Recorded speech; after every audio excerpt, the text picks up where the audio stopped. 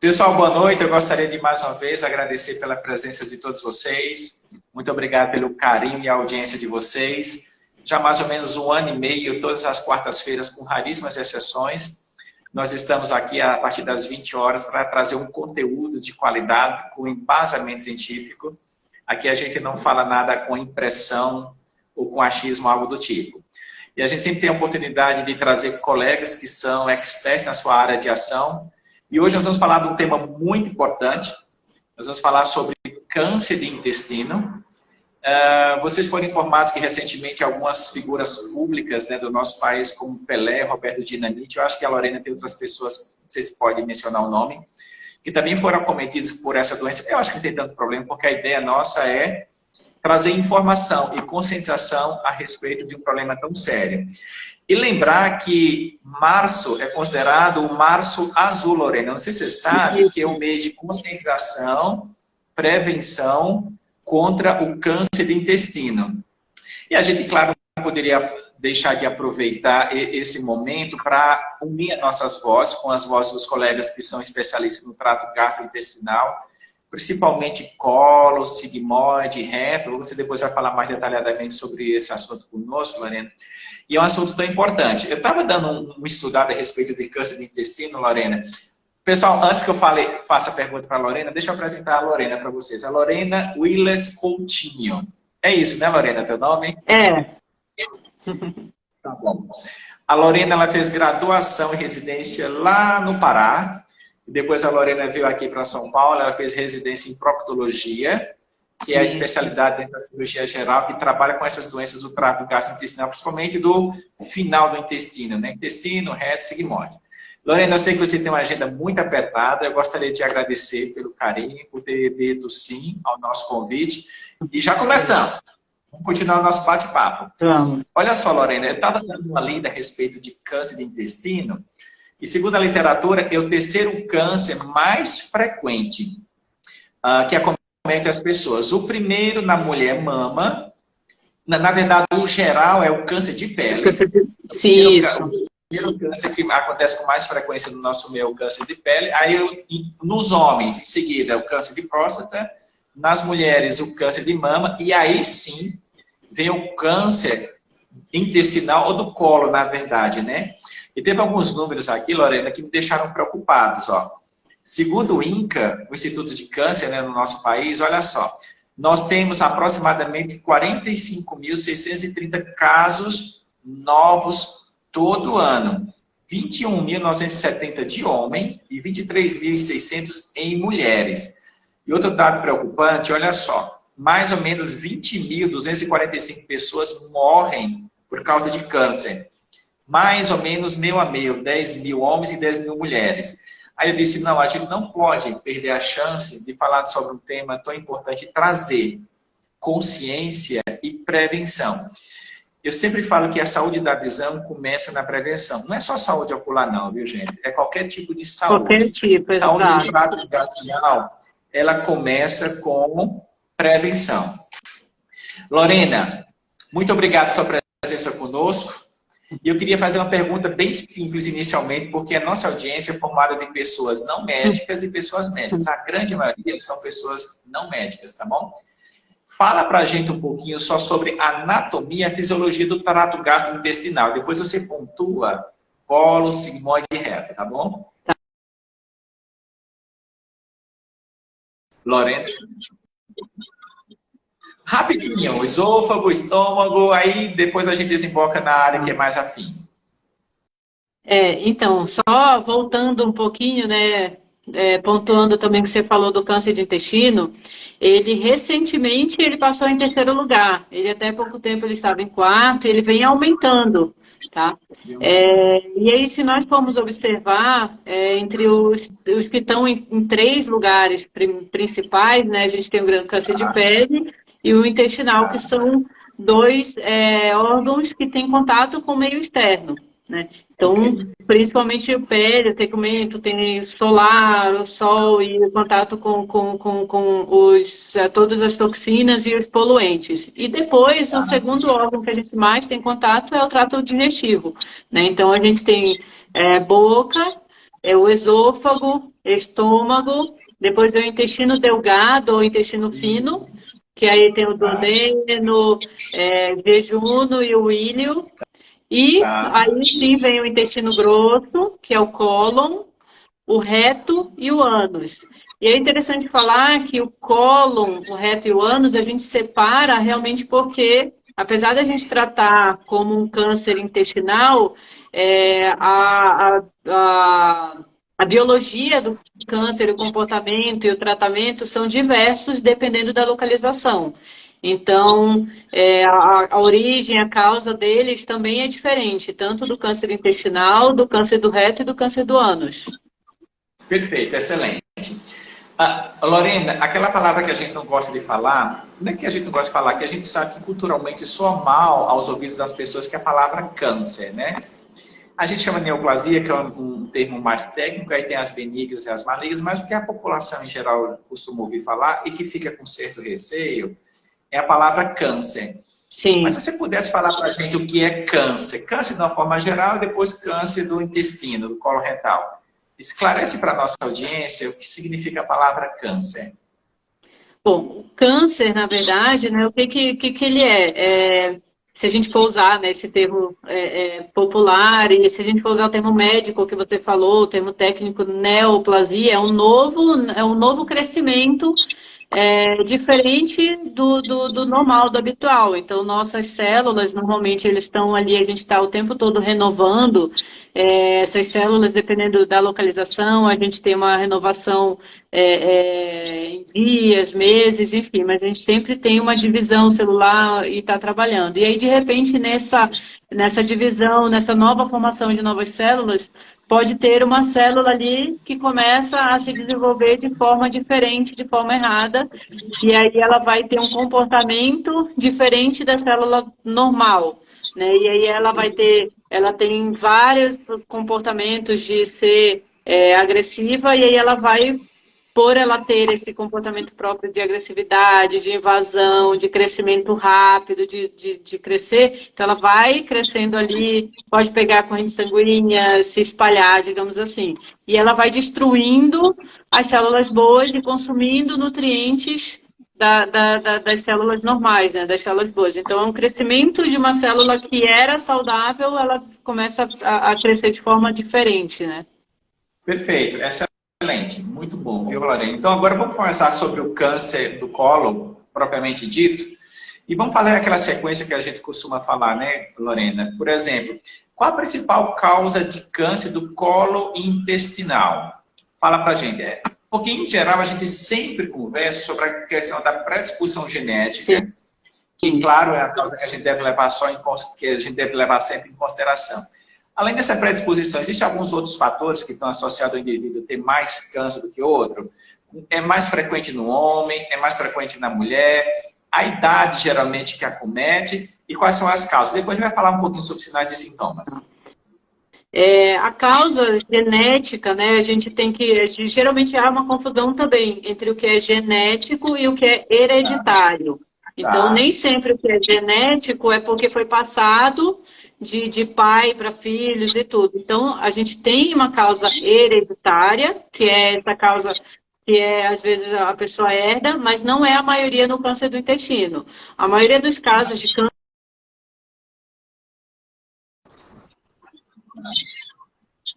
familiar ou genética. E aí, na verdade, ele tem uma causa genética, mas não hereditária.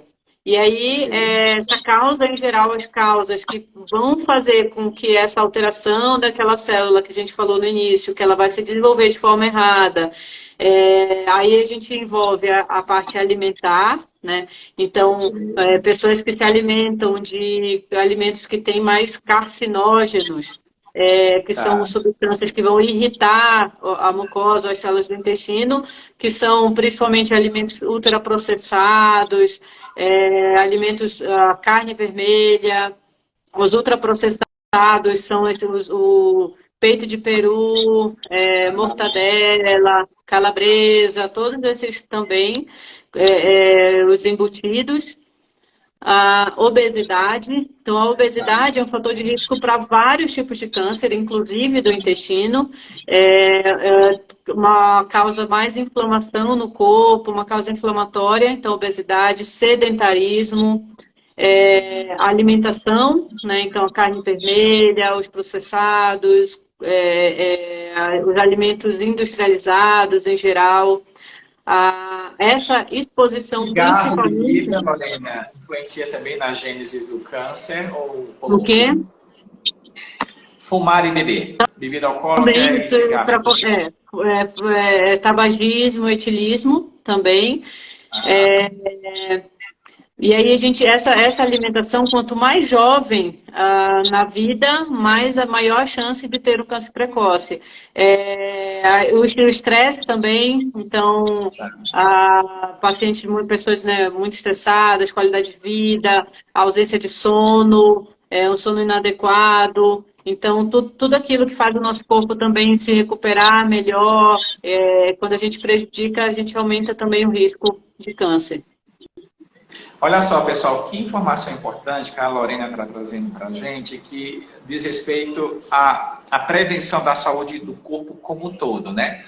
O que a Lorena está dizendo? Além dessa predisposição genética, que naturalmente você pode ter, os cuidados que a gente deve ter com relação à nossa saúde. A alimentação fundamental, prática de esporte fundamental, ter um controle sobre o estresse, eu sei que é difícil, mas não é impossível. A gente tem que fazer um esforço para criar válvulas, para a gente tentar diminuir. Daqui a pouquinho, estão perguntando, a Sheila perguntando sobre quais os sintomas, a gente já vai responder, viu, Sheila? Então, assim, praticar esporte, dormir bem, diminuir o estresse, ter um cuidado redobrado com relação à alimentação, evitar vícios de uma maneira geral, são fatores fundamentais para que a gente diminua a incidência do câncer coloretal. Tem uma pessoa que perguntou, Lorena, se é possível um indivíduo com 30 anos de idade ter câncer intestinal. É jovem, né? É comum ter câncer numa fase mais precoce da vida? Pode, mas é comum isso acontecer? Não é comum, tá? Mas pode acontecer. Existe essa probabilidade, sim. Principalmente nesses casos hereditários. Então, quando a pessoa tem realmente uma predisposição maior, uma doença familiar que predisponha, aí ele pode ter câncer mais jovem. E pacientes que têm uma condição chamada de doença inflamatória intestinal. Então, existe um grupo de doenças autoimunes, que é quando o corpo ele reage contra algumas células do corpo e causa inflamação, né? E aí a gente tem essa doença autoimune no intestino que faz uma inflamação crônica do intestino e por conta dessa inflamação a gente tem um risco aumentado de câncer em pacientes mais jovens caso tenha essa doença. E nos casos hereditários. Porém, devido a essa alteração do estilo de vida que a gente tem tido, então, antigamente, obesidade, hipertensão, diabetes, sedentarismo era um problema de velho, adulto, idoso. Hoje existem crianças que se alimentam muito errado, que são sedentárias, que são obesas, e aí essa criança ela já está maltratando o intestino desde novo, né? Então isso pode fazer com que ela tenha uma doença, um câncer mais jovem. Tanto que foi feito um estudo, foi publicado ano passado, que ele mostrou um aumento do câncer precoce, que é aquele câncer abaixo dos 50 anos, no mundo inteiro. E desses 10 tipos que foram estudados, 8 são do trato digestivo, que tem aumentado cada vez mais a incidência em pacientes abaixo dos 50 anos. Por isso também a gente iniciou o rastreio do câncer a partir dos 45. Até pouco tempo atrás, poucos anos atrás, o nosso rastreio, quando eu estudei, fiz coloprocto, era a partir dos 50 anos. Hoje já é a partir dos 45 anos. Então todo mundo que não tenha história familiar, não tenha sintoma nenhuma alteração do intestino, tem que fazer colonoscopia ou algum outro exame de rastreio a partir dos 45 anos, obrigatoriamente. Tá. Lorena, outra participante, a Thalita, está perguntando o seguinte: eu tenho familiares que teve câncer, alguns morreu por conta deles, então é hereditário? Isso é uma dúvida muito recorrente. Não necessariamente, tá? Então, a gente precisa, no caso do câncer do intestino específico, a gente fala em pacientes de primeiro grau, ou seja, irmãos, pai e mãe, para a via mais comum do câncer, o tipo mais comum de câncer hereditário do intestino. Então, se você teve, por exemplo, o meu avô com 80 anos, teoricamente, ele não tinha um fator genético que pode ser hereditário. Agora, se você tem algum irmão, pai ou mãe com menos de 50 anos que tiveram câncer, você tem que fazer talvez um controle mais precoce. Normalmente a gente preconiza 10 anos antes. Então, se o seu familiar tinha 40 anos, você tem que começar a fazer os exames a partir dos 30. E outros tipos de câncer. Teve câncer de mama ou câncer do estômago. Tem uma síndrome que pode predispor também ao câncer do intestino, que ela tem câncer em outros órgãos, e aí tem outros parentes, várias pessoas na família que tem. Aí envolve câncer de tireoide, mas aí é mais específico, é uma doença genética que é a síndrome de Lynch. E aí ela pode ter alguns outros tipos de câncer, mas em geral, parentes um pouco mais distantes e com câncer em idades mais avançadas, isso não necessariamente é um fator de risco, mas o principal é consultar com um médico especialista, que ele vai poder saber no seu caso, realmente se na sua família tem alguma predisposição e saber se você precisa se cuidar, o que precisa de fazer de exames ou não. Pessoal, na dúvida, vai no médico. Isso, com a história familiar. Na dúvida, passa no seu médico, tá bom? Pelo menos uma vez por ano, mesmo que vocês não estejam sentindo nada, passe em consulta com um colega para fazer um exame de rotina, tá?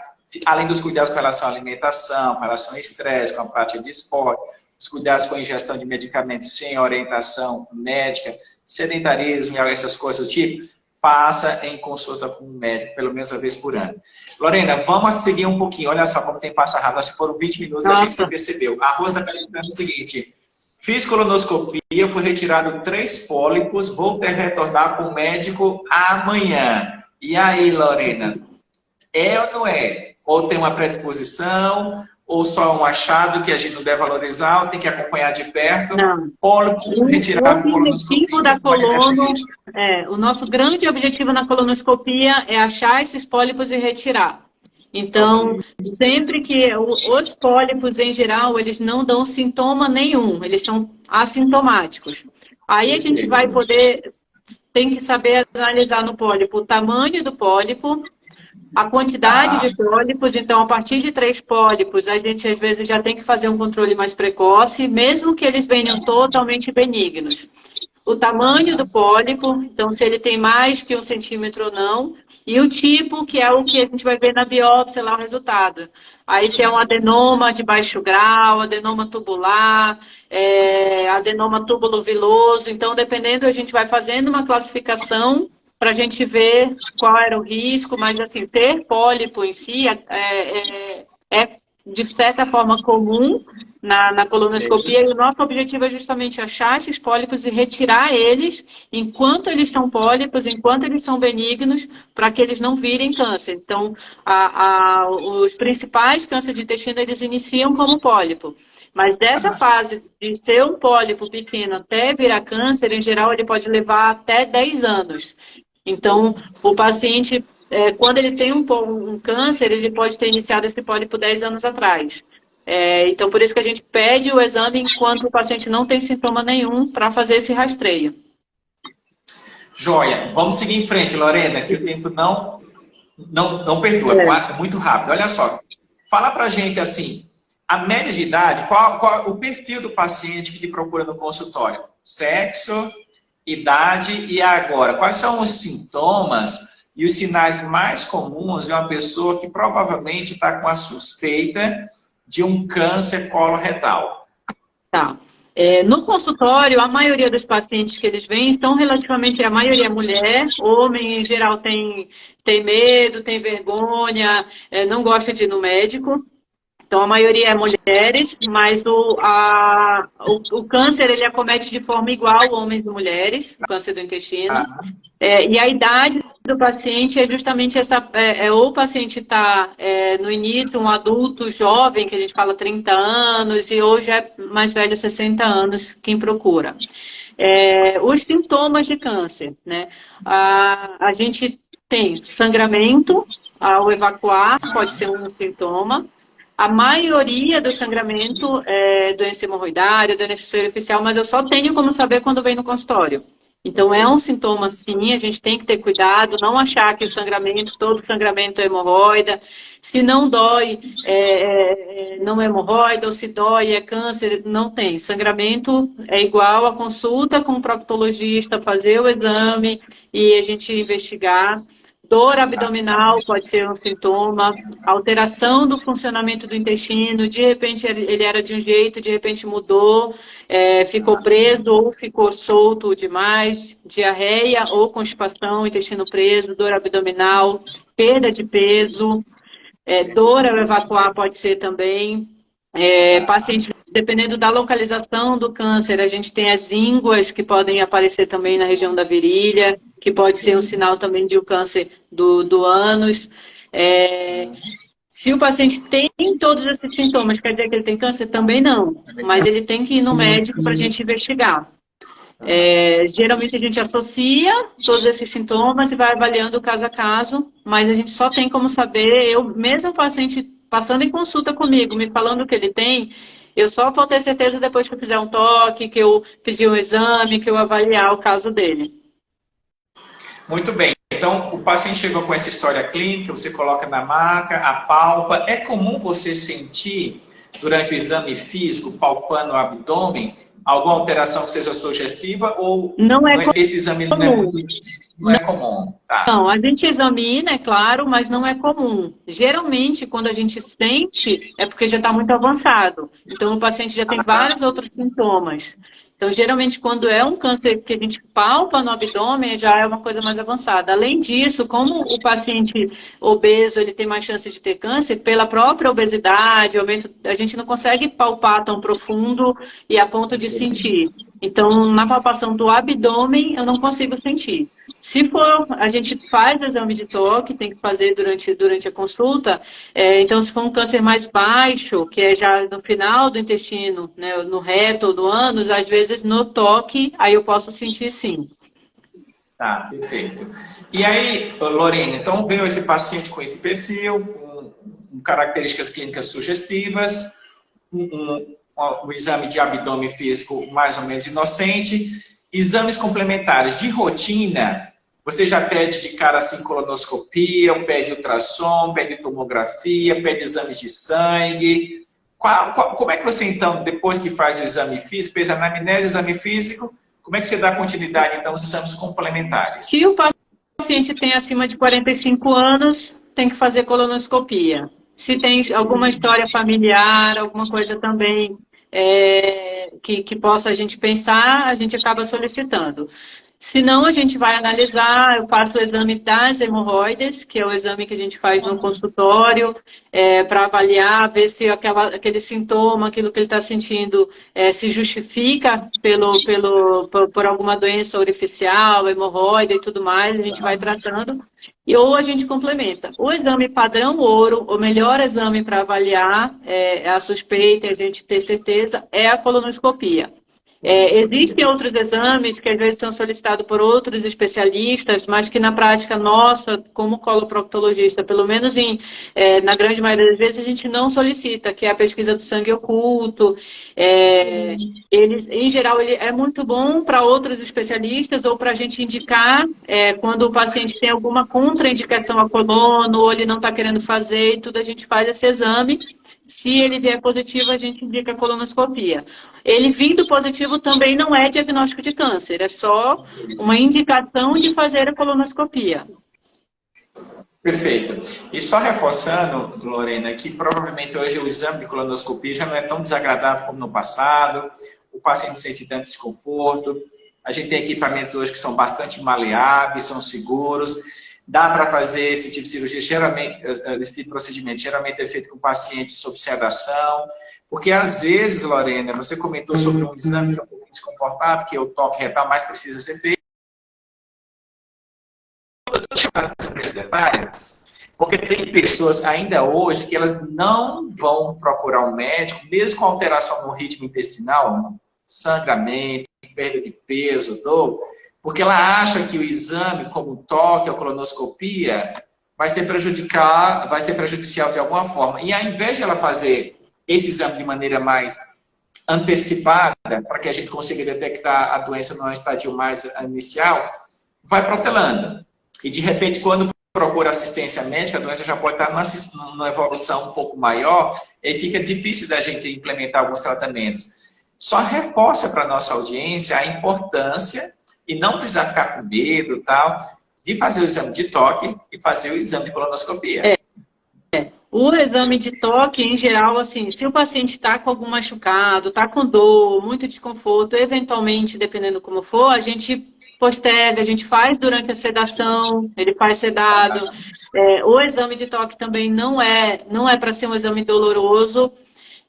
Infelizmente, é uma área, a gente tem um constrangimento muito grande, um tabu muito grande dessa área, dessa região de toque, tanto em mulheres quanto em homens, mas a maioria dos pacientes, todos falam, nossa, eu tinha tanto medo, é só isso, não é nada demais, então a grande maioria fala isso, e o exame de colonoscopia é aquela questão, quando a paciente vai fazer o exame, ele tem que responder um termo de consentimento, a gente fala tudo o que pode acontecer. E aí o paciente já fica logo super assustado, com medo, às vezes vê, né, tem perfuração, vai doer, tem sedação, uma anestesia geral. Não é anestesia geral, é uma sedação. A gente hoje em dia tem sedativos cada vez mais seguros, vários tipos de sedativo. A maioria dos lugares hoje, pelo menos aqui em São Paulo e em grandes centros, a gente tem anestesista acompanhando, então tem 2 médicos na sala, tem anestesista, tem um médico que faz o exame, o colonoscopista. Quando o paciente tem algum, a gente já identifica antecipadamente se aquele paciente tem algum fator de risco, que pode ter algum desconforto, alguma coisa assim, a gente pede exame no hospital, a gente aconselha. Então, assim, o exame, hoje em dia, ele é muito seguro, é muito raro acontecer. Como eu falei, tem vários medicamentos sedativos que o paciente dorme durante o exame. Os aparelhos e equipamentos melhoraram muito a qualidade de imagem, o treinamento dos médicos. Hoje a gente tem uma residência médica só de endoscopia digestiva, onde eles fazem só trabalho com isso, então cada vez são mais especializados. Tem muito proctologista, né? Também, a gente também faz, e a gente passa 2 anos fazendo treinamento, faz muitos exames. Os aparelhos, eles são flexíveis, então o paciente é um exame cada vez menos desconfortável e menos arriscado. Então é um exame assim, muito seguro e confortável. Tem o preparo, que seria, eu poderia dizer que é a parte mais chata do exame, digamos assim, mas não é nada restritivo e pelo o benefício que o exame dá para a gente, não se compara a esse pequeno desconforto. Além disso, não é um exame que ele precisa ser feito anualmente. Então, o paciente às vezes acha que tem que ser feito, não. Se o paciente fez o exame, como a gente tem o câncer do intestino, ele não cresce muito rapidamente, ele demora um tempo. Então, se o paciente fez o exame e o exame deu normal, foi um exame que o preparo ficou bom, foi um exame bem feito, a gente conseguiu visualizar tudo, a gente às vezes pode dar um intervalo de até 5 anos para um novo exame. Então, também o paciente não precisa, todo ano vou ter que passar por isso, vou ter que fazer, não necessariamente. E o benefício de você evitar, imagina você ter um câncer de intestino, você ter que passar por químio, por rádio, por cirurgia, é um desconforto muito maior do que o desconforto de uma colonoscopia, né? Por falar em químio, rádio, vamos para a próxima etapa então. Olha só, então chegou o caso do paciente com sinais e sintomas característicos, fez o exame de colonoscopia e identificou então o câncer do colo retal. E aí, Lorena, tem aquela questão da estratificação, qual a região mais comum, reto, sigmoide, colo descendente, e vocês estadiam a doença, grau 1, 2, quais seriam os graus, e como é que é feito o tratamento? É só cirurgia? É cirurgia com rádio? É cirurgia com químio? Ou você só faz químio e rádio? Esclarece para a gente como é que a gente lida agora com o diagnóstico do câncer e o tratamento em seguida. Tá. Então, assim, o primeiro tratamento é a colonoscopia com a polipectomia.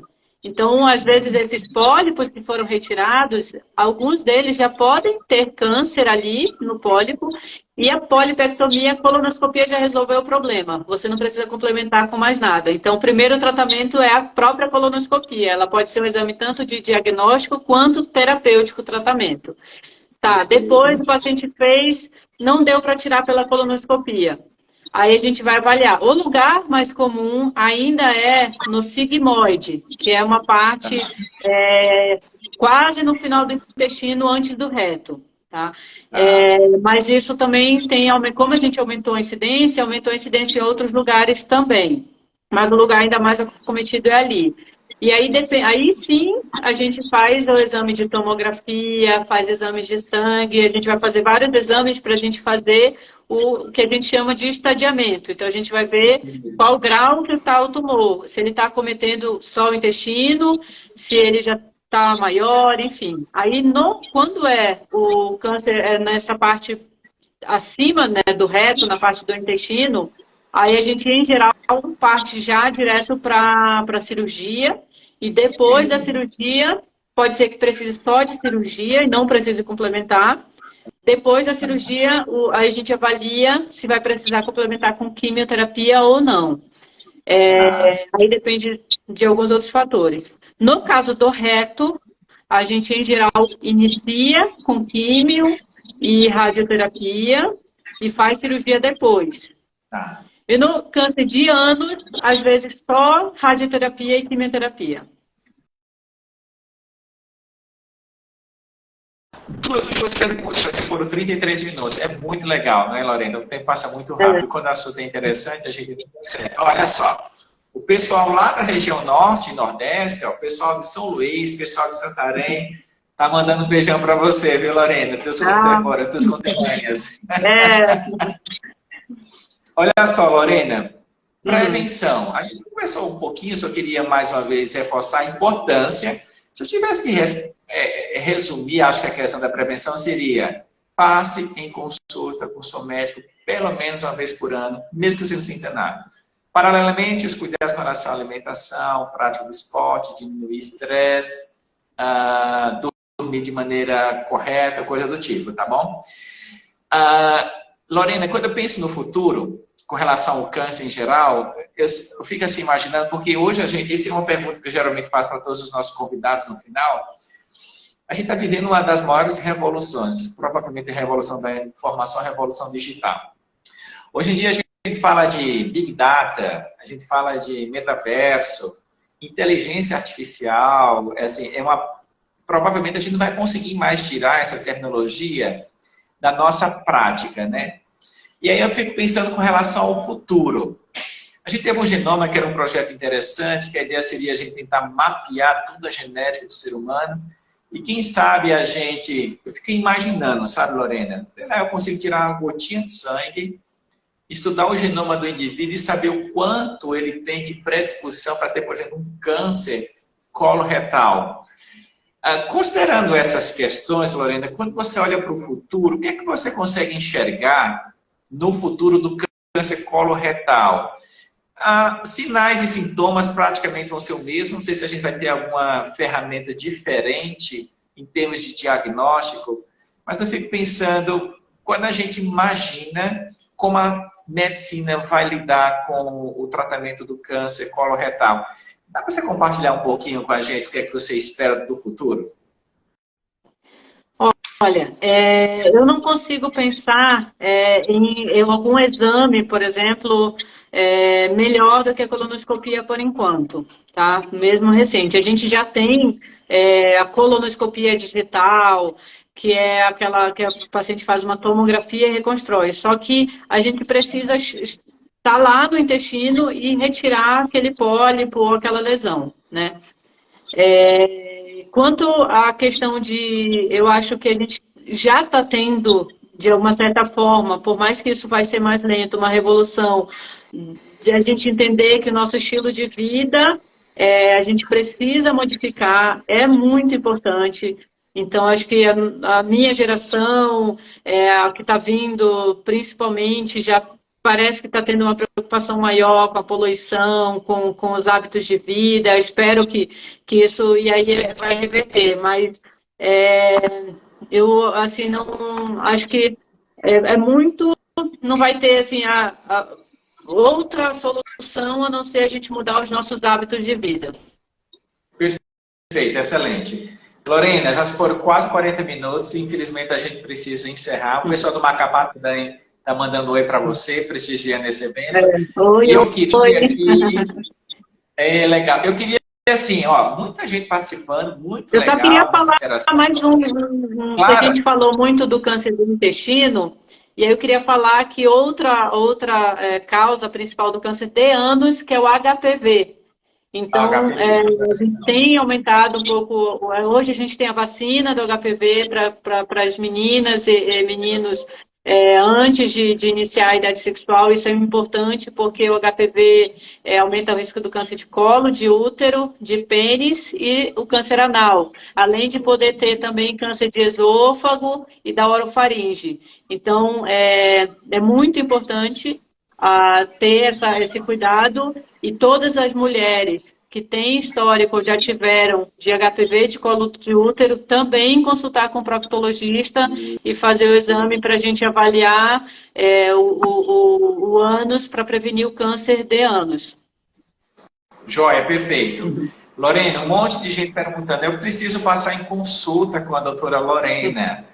Faz o seguinte, fala para a gente, sei lá, um endereço eletrônico, um telefone para contato. Aqui no meu perfil mesmo, no meu perfil do Instagram, tem o link lá no perfil, que aí dá para fazer o agendamento online. Eu faço consultas online também. Alguns casos específicos, é claro que não tem exame físico, mas para quem não é de São Paulo, a gente pode solicitar os exames para fazer na cidade. E aí tem lá o link tanto de WhatsApp quanto do site, você pode fazer o agendamento por lá. A Silene está enviando para a gente, ó, @DRA Lorena Willers. É isso, Lorena? Pronto, perfeito. Olha só, Lorena, na minha opinião foi muito legal, foi bastante esclarecedor, tiramos muitas dúvidas. Eu também acho interessante chamar vocês que não fazem oftalmologia para a gente mergulhar no outro mundo que é totalmente diferente do olho, mas que é fundamental e importante para que a gente compartilhe essa informação. Pessoal, não esqueça depois de acessar as minhas redes sociais, assim como também da doutora Lorena. Se você considera esse assunto importante, não só para você, mas para uma outra pessoa que você conhece, um parente, um vizinho, um amigo, um colega de trabalho, compartilhe esse conteúdo com qualidade, porque a nossa intenção, Lorena, é compartilhar conhecimento e experiência com embasamento científico, gerar consciência e sempre orientar as pessoas da importância da prevenção da saúde como um todo. Lorena, mais uma vez, muitíssimo obrigado. A audiência, muitíssimo obrigado. Obrigada a todo mundo aí que participou também. Foi muito bom. Lorena, assim, já deixa reservado para a sua agenda em março de 2024, no Março Azul, a gente voltar a tratar novamente dessa questão, tá bom? Pessoal, muito obrigado, Lorena. Beijo, pessoal de Santarém, Macapá, São Luís. Beijão para o pessoal da região Norte e Nordeste. Muito bom estar com vocês. Eu sou nordestino, né? Sou lá de Campina Grande, da Paraíba. Terra boa. Muita saudade desse pessoal. Muito obrigado, pessoal. Foi um prazer estar com vocês. Um abraço. Tchau, tchau.